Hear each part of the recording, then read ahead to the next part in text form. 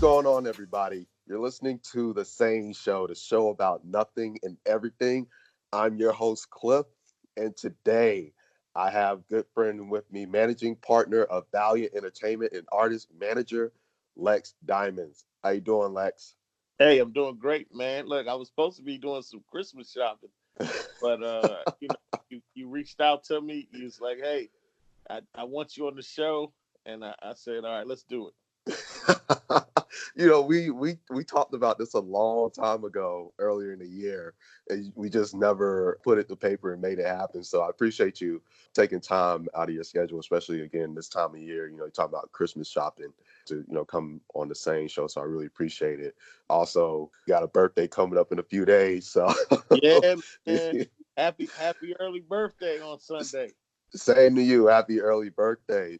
Shoot. Yeah. So let's go ahead and get this show on the road. Really quick, I want to take a shout out all the listeners, everybody across the world in all 40 plus countries and every continent.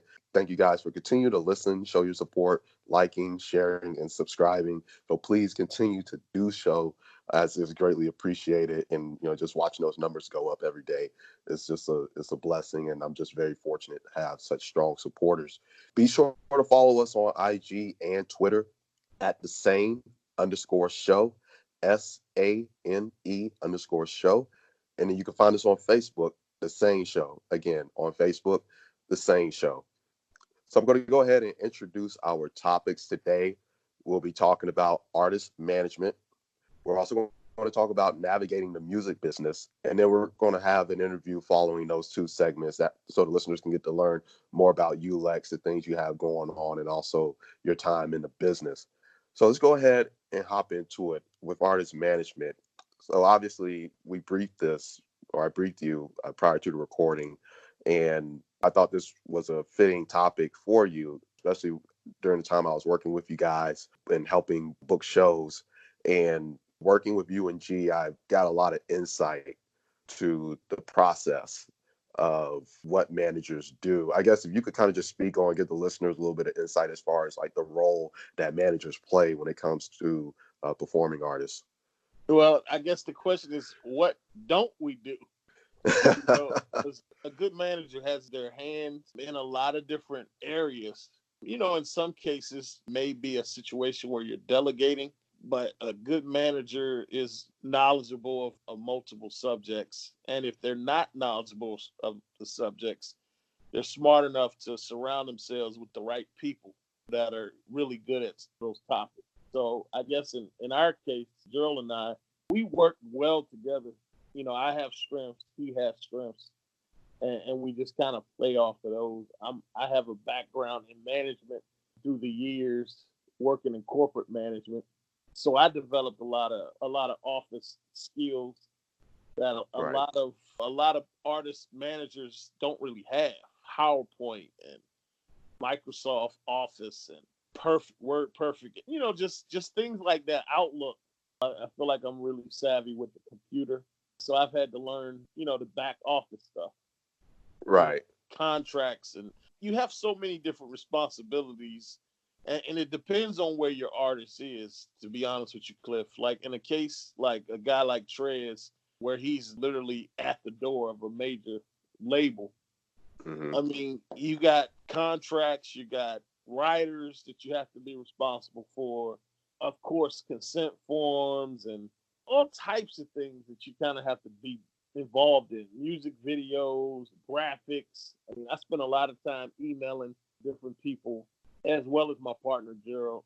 Got a tour coming up so it's coming up Mm-hmm. February, March. So you're emailing the tour coordinator, you're emailing and you're communicating with the graphics guy. You're talking with the label, because he's on an independent label. So you're talking with the CEO of the label, and you got PR people that you have to talk to, and sponsors and people that are promoters, and it's just a constant situation. Artists calling you to do features, and so you're just constantly.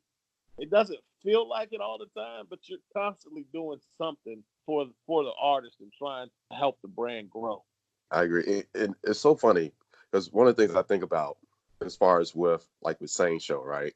Mm-hmm. And recently I really took a step back and looked at all the things I was doing for the show that I'm doing single-handedly, fortunately.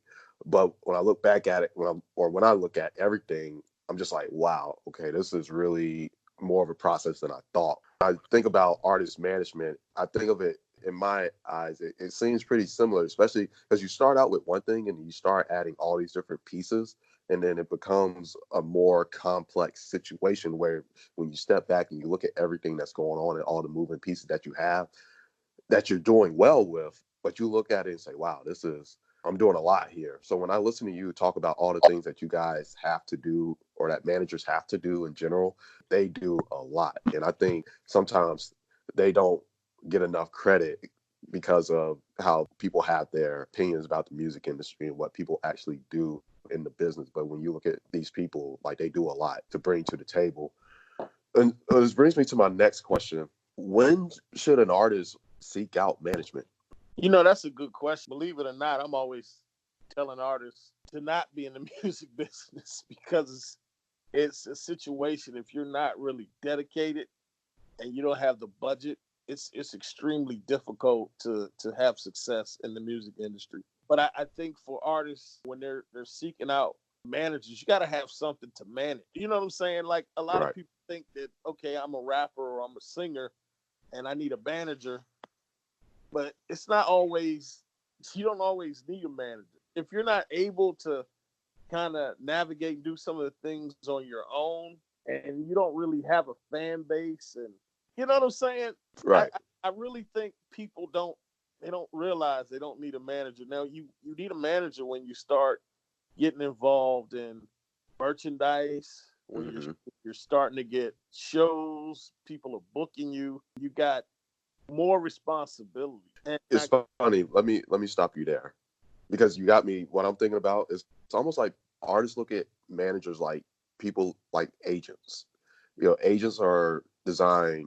Their purpose is to bring you opportunities, and I think because you bring up a good point when you talk about you have to have something to manage.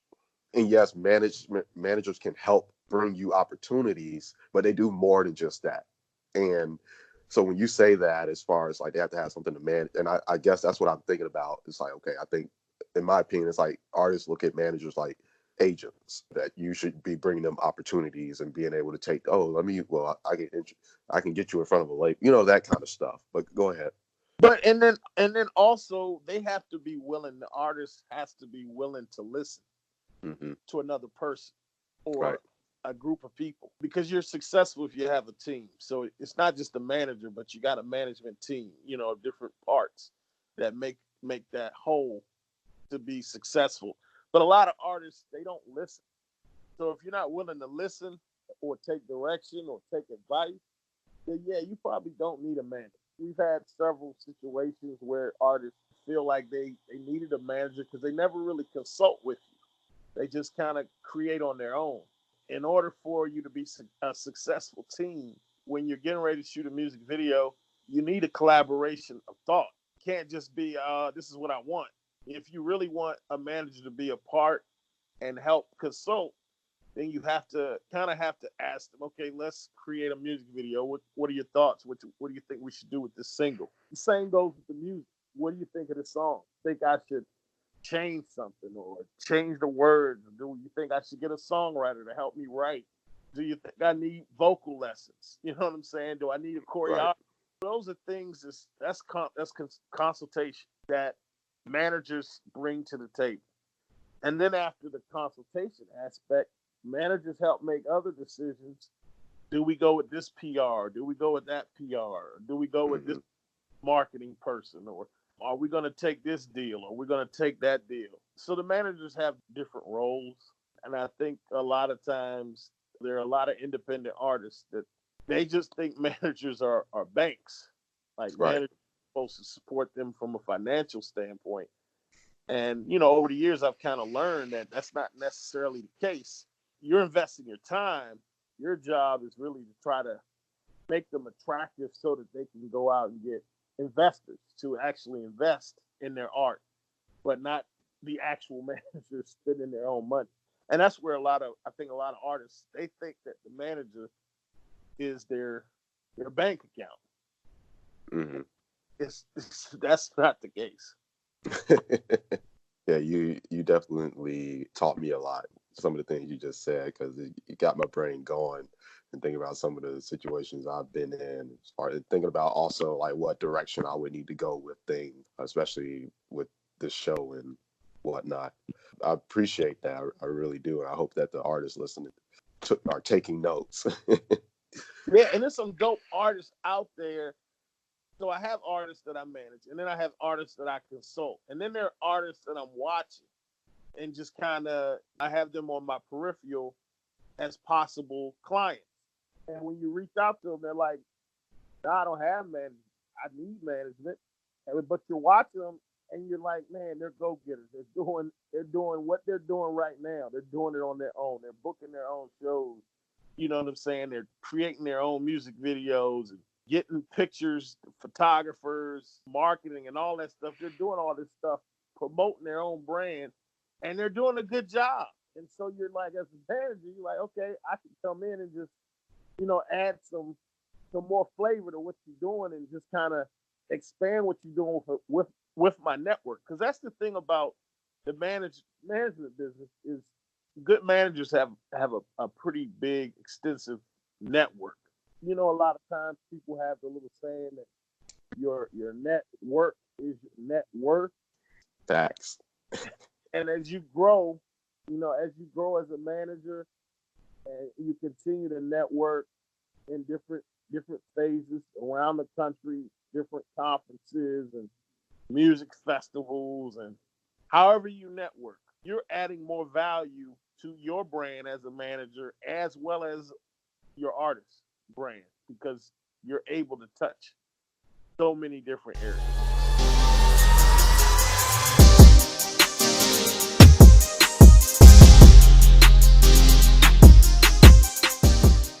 All right, we're back. Now we're going to get into talking about navigating the music business. And Lex, that was a perfect segue. You talking about networking because, again, as we discussed prior to the recording, at first glance, there's so much to being an artist, and not just an artist, but to being a manager, being an agent, producer, engineer, whatever that you choose to do in the music business. And I think you hit it on the head when you were talking about networking and the whole thing about not only your network being your net worth, which I'm a huge believer in, but also being able to connect with the right people to get you to where you need to be. And I think about this sometimes with music artists. I'm not a musician, obviously, but one of the things I often wonder is like, where would an artist begin? Can you answer that for me? Where do they begin? I think it begins with the talent. Okay. I think when you're young, you realize that hey, I can sing or I can rap or I can dance. You kind of realize that at the beginning, Mm-hmm. and then you kind of over the years you kind of hone your skills and your talent. The good artists join Mm-hmm. the choirs. If you're a singer, try to be the lead singer. If you're really talented, you're gonna end up being the lead singer for your choir or group. If you're a skilled musician, join a band, create your own band. You're gonna be in talent shows. I mean, those are the things that you're gonna kind of gravitate to. Mm-hmm. If you're a comedian, you tell jokes. Well, you start telling jokes around your friends and then your family, and then you start in the community and talent shows, etc., etc.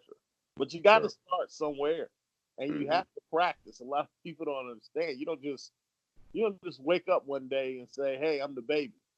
Put me on the big stage." And a lot of artists, that's where they mess up because they feel like their musical talent is good enough to be on the major stage, but you haven't done any showcases yet, and nobody knows who you are. So as a promoter, the promoters aren't going to put you on that big stage unless you got some bucks to pay to be Right. on that stage. You know what I mean? So it's always a challenge for artists because everybody feels like they're the greatest. Mm-hmm. I agree. I really do. So then where would one start as a manager? I think the first place, honestly, I think you should first have some skills. You should first try to develop some type of skills. Mm-hmm. And then I think secondly, I think you should really try to find a mentor. Find Yep. someone that has already kind of been in the business Right. of the managing business, and just kind of watch them and just kind of watch what they do. And if you're in a position where you can have a mentor that's really established, talk to them, have questions, ask questions. Yeah. And I think once you've done that, then I would seek out talent. I would say get the mentor first.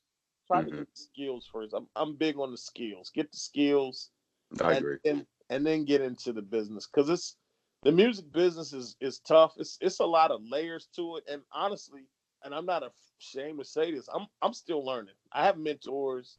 I have mentors of some of the biggest artists in the country Mm-hmm. that I communicate with, talk to.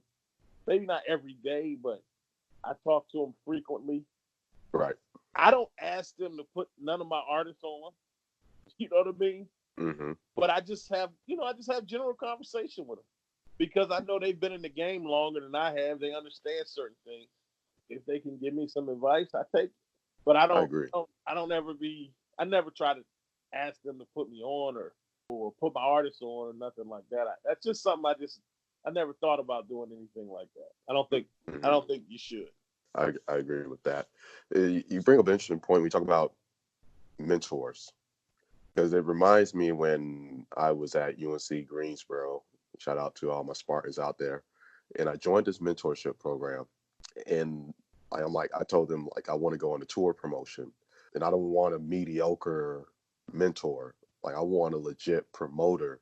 And honestly, I thought they had to go find someone because they had like a list of people that they could call on for just about anybody, right? And I remember I was in Atlanta. They called me and they're like, "We found this guy, Jeff Bowen, and he agreed to be my mentor." And I come to find out he's like a well-respected person in the industry, and he's full of all this knowledge. And because good promoters are hard to find, one very hard to find, especially promoters that have worked with some of the best, like Jeff has. And so, like, he taught me so much to where I felt like he's also an agent as well. So, where he taught me so much about the business and helped put me in contact with some people that I can talk to and learn from, and open so many doors that I was able to get to a point and go out here and, like you say, develop these skills and then be able to go out and start finding opportunities for myself. Right. So, mentorship is critical. I'm so glad you brought that up. And I always tell people to, no matter what it is you're trying to do, like try to find a mentor, someone you can get under, somebody that you can take and learn from, that can put you on game, and not just, when I say put you on game, like try to put you in a particular position, but really just teach you the game and give you as much knowledge that you can soak and just be a sponge, and then go out there and dominate. So yeah, you hit it on Absolutely. the head when you And talk about mentorship. I came from the sports world, sports broadcasting world. Hmm. So I had to learn from some different people. I had a mentor when I was doing the broadcasting on a regular basis, a guy named Gus Johnson. He's on Fox. When I was in college, Gus was doing college football, and I ended up as a sophomore doing college football with Gus Johnson. We had a 3-man booth for TV. And I got an opportunity to work with a professional broadcaster in college, and which spun into eventually I interned at Fox or whatever. Hmm. Got an opportunity to learn from more professionals. And I've done the sports broadcasting stuff for over 20 plus years. So Wow. for me, getting into the music game, because I was already networking with a lot of music people, radio personalities and Hmm. DJs at these sporting events and things of that nature, and these job fairs and communication fairs and just different functions. For me, it was like a kind of a natural transition into the music business because I was already in the entertainment, sports and entertainment. In my eyes, they kind of go hand in hand. I agree. Yeah. So it's very important to mentor. I mentor a lot of college students in the sports industry. There's so many different people that have kind of made it big in sports. and I can say that I'm part of this story because I helped them out in some capacity or introduced them to somebody. Hmm. So it's very important to have those mentors, and it's very important to have that network. I agree. I wholeheartedly agree. Really quick, I want to say this. Something came to mind. It was like somebody reached out to me and was asking about how to get placements on film and television shows, and I reached out to my cousin because this was Adam, the producer I had on. Him and my cousin worked together, and I went to my cousin asking how. I already knew the answer. My cousin's like, you just one, you got to be good for them to want to place your stuff. Two, you got to know the right people, and that's a large part of the equation as far as like being able to get to those kinds of opportunities when we talk about like major studio production, film productions, and cable television programs. Because when he said, I'm like, yeah, that's true. Like I know that, but it's almost like we try to find the secret sauce. I know sometimes I get caught up trying to find the secret sauce, but really the secret sauce is in the work and doing all the nitty gritty work to get to those kinds of opportunities. Definitely, but that was just something that came to mind. Yeah, and if it's kids out there that want to get into the music business or the sports world, the best way to do it, honestly, is to through internships and just volunteering. Because what happens is in this industry, in the sports and entertainment industry, if you're working around other professionals and they see you working, you will 9 times out of 10 they'll reach out to you and see if you're interested in doing something with them. That's If true. there's an opportunity, most of the music, most of the TV stuff, sports stuff, radio stuff that I've kind of got involved in over the years has been because of me working. People see you working, and then they ask you, "Hey, I'm about to start broadcasting college games. Are you free? High school games? Are you available on Fridays? Sure, Yep. I'm available. Yep. Yes, I'm available on Saturday to do college games. Yes, I am available. Yep. Even if you're not available, I'm available now. Yeah, but I'm telling you, man, that's Yeah. how a lot of people get in this industry. That's how they work it because they just happen to be on the scene. Right. That's like Jeff. That's like Jeff called me to asked me to help out with a show in Raleigh. I remember, and I had planned to like go partying one night, and I'm like, shoot, I'm gonna go. I was like, by the time I get back, the party's still gonna be going on. Came back, got out of my clothes, and went on about my business. But it's like, yeah, I was available. I had stuff planned, but I'm like, heck, this opportunity is going to be worth more than this party. You know what I mean? Absolutely. Like it. So yeah, like you're making those sacrifices to You have to to make um, sacrifices. get yourself to the next level. Definitely.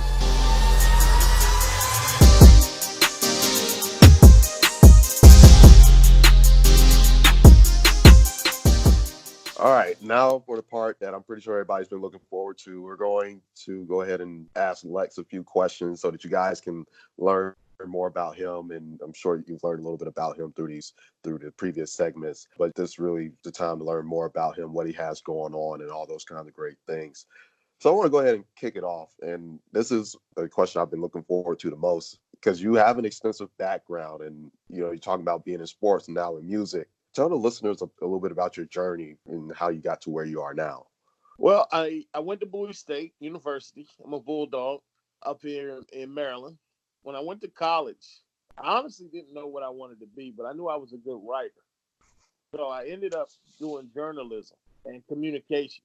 And I thought I was going to be like a sports writer or something, newspaper writer. And I got introduced to television. I got introduced to like sports anchoring. Someone asked me to come down and read or whatever off the teleprompter. And then that kind of spun into me doing, and like I said, I did the college football games with Gus Johnson. That spun into me doing PA announcing at the basketball games, which spun into me being the sports editor of the newspaper and then having my own radio show. This is all in college. So when I came out of school, I just knew that I was going to be the next Greg Gumbel, because I had so much experience doing college football games, college basketball games, broadcasting, and all that kind of stuff. I kind of took a path because I've always wanted to have my own entertainment company. In college, I had Tailor Made Communications. And what I would do in college, I was doing highlight videos for the college athletes so they could go pro Yeah. to give to their agents. So I would get money making highlight videos for these guys. So I started the business mind stuff in college. And as time went on, I think ultimately I want to have my own TV network. So ultimately, time went on, I kind of evolved into the sports world. And eventually, I got caught up in the music game probably like in the late 90s. I have a cousin. He had a record company called Kima Records, and they had a group called BWC. And I was helping them with promotion and marketing. And that was really my initial introduction into the music game. As a kid, I always wanted to be a rapper, but I couldn't rap. And my dad, when I was younger, he was a DJ, but then he got saved or whatever into the church, and he kind of gave that up. But that seed had already kind of been planted in me because of the music. I grew up singing. I sung in church as an adult and as a kid, sung in high school, so I could really sing. Like I used to sing a lot of Johnny Gill's verses. I always wanted to be the fifth voice for Boys to Men. So the crazy thing is, when I was younger, I had those ideas in my head about the music business, but never really knew how to really get into music business. And as you go to college and stuff, you kind of forget about all that stuff. Now let's fast forward. I'm helping my cousin, his label, doing some things with the promotion. And even still, never really thought about the artist management stuff. Fast forward that, worked in corporate America, got management skills, all of that going on. And then somebody came up to me and said, you know what? You should be in the music business as an artist manager. And I had never really thought about it before, honestly. And then as I really started to do my research, I was like, man, that would be something great to do. And then I just started watching the different artists, and I saw how these guys were wasting money and how they kind of live.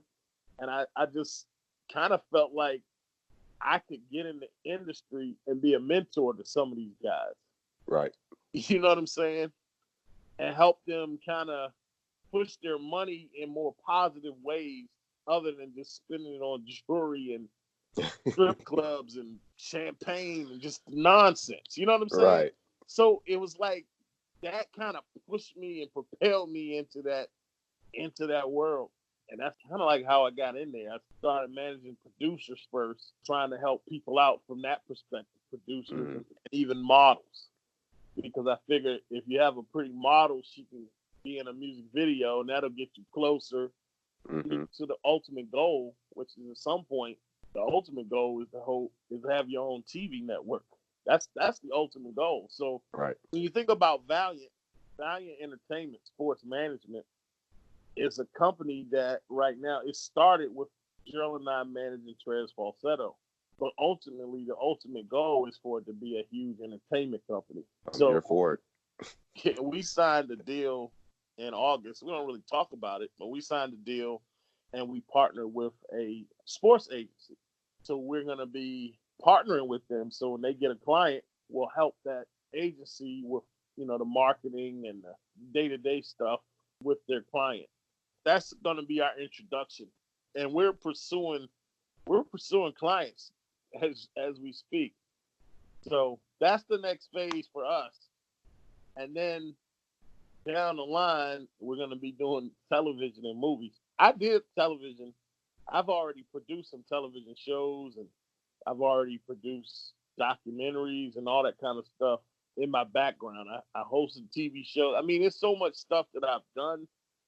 Honestly, Cliff, it just seems so far in my past. You know what I mean? Right.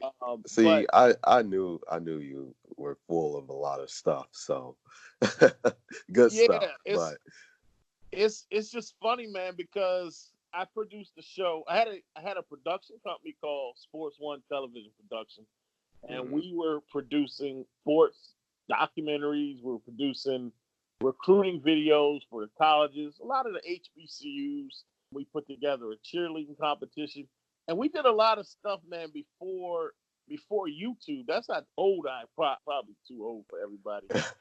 But this was stuff before YouTube and before the internet hit crazy. I was in college when, in 1994, when my professor was telling us about the information super highway that was coming. We wrote a paper about the internet. Internet wasn't even existing. That's how long I've been around.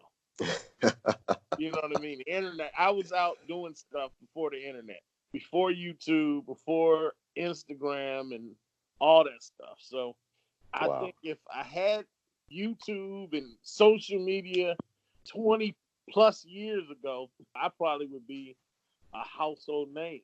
But I didn't. So I didn't have a problem hanging out in the shadows. I'm honestly now, I like being in the background.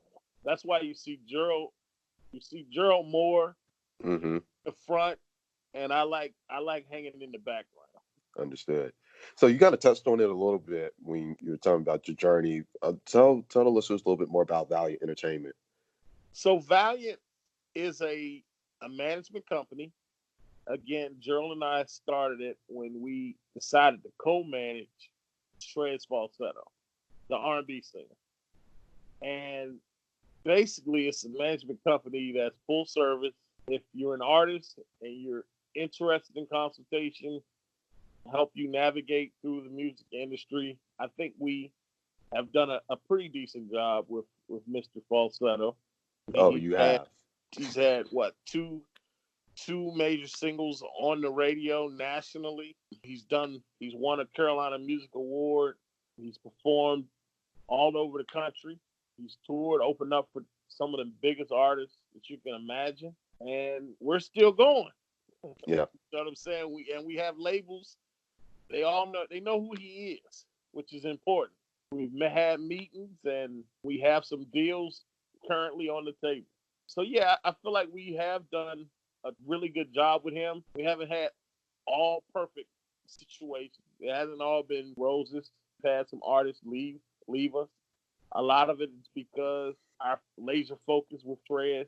He's with the independent label. He's got an investor, so the focus is really just try to get him to that next level. And a lot of artists can't wait. They want to be Trez Falsetto right now. And some people, they're just not ready for that yet. It is what it is. Can't make everybody happy. But we got some other things, like I said, we got some other things popping. 2020, we got an EP coming out with Trez, but we're going to really be pushing that going into the top of the year. I've got an artist that we co-manage with another company, Control the Crowd. There's an artist, his name is Voice 409, I believe is what he calls himself. It's a weird name. Kid out of Kentucky. But he's doing some music with Project Pat and Juicy J. They really love this kid. Country, a.k.a. Elvis Presley. It's going to be an interesting year of 2020 with Boyce. He calls himself the Vanilla Gorilla. So, interesting. Yeah, so he's a little different, close like Eminem, a little different, but he's a talented kid. So he's coming, and we got some other things. I got an Afro R&B rapper named Scar that's up here in the DMV area that is making some noise. We got some things coming, man. I know you guys do. I follow y'all closely, so even though we're not working together as much, I still follow you guys. And it was a pleasure, working with you guys, and that's why I still support what you guys are doing, and still to continue to be a fan of Trez and Valiant Entertainment. So yeah, I know you guys got some things in the work. Hey, really quick before I let you go, got any social media, anything where the listeners can keep up with you guys and see what you guys got going on? Look, I always push people to Trez's social media. Trez Falsetto, everything. TREZFALSETTO. But you can also follow Valiant, VSM Promo, or VSM Management on Instagram, Facebook as well. So if you want to follow me on Instagram, it's Lex Dimonds without the A. That's LexDimonds. And again, Trez Falsetto, new EP coming. I'll show you. One of the singles that's going to be on that is the one that we're pushing right now with the music video, Losing Love, which is a hot single. We've already it's hot. Truth or Dare. Truth or Dare was nationally on the radio. The ladies love Perfect. Those are 3 bona fide hits that's on this EP. And he's got a couple other bangers on there. I want you to go get the EP when it comes out. Dropping Christmas Eve. So that'll be a nice little Christmas present.